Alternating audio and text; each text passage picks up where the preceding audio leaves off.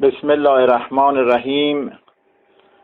ما الان در منطقه پیر هارون فسارود داراب هستیم. جهت اطلاع شما، این منطقه کوهستانی و تقریبا صعب العبوره.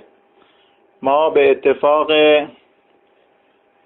گروه کوهنوردی عالمبین در اینجا حضور پیدا کردیم و ماری غول‌پیکر و بسیار بزرگ اینجا زندگی میکنه که از این مار فیلم برداری کردیم.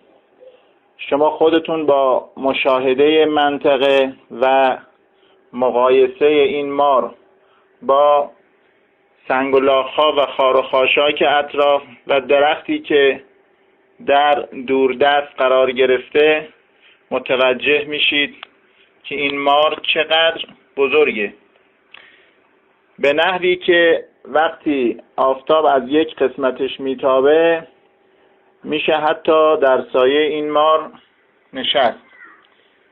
هر از گاهی هم در حال حرکت خودشو از زمین بلند میکنه، اطرافو نگاه میکنه، یعنی خیلی خطرناکه و نمیشه به اون نزدیک شد.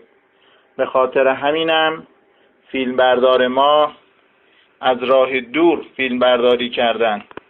اگر هم کیفیت فیلم چندان عالی و مناسب نیست، به خاطر همینه که از راه دور زوم شده و فیلم برداری با کیفیت خوبی انجام نگرفته. به هر حال ما به خاطر حفظ محیط زیست و خطری که از ناحیه مار تهدید میکرد از کشتن این مار خودداری کردیم.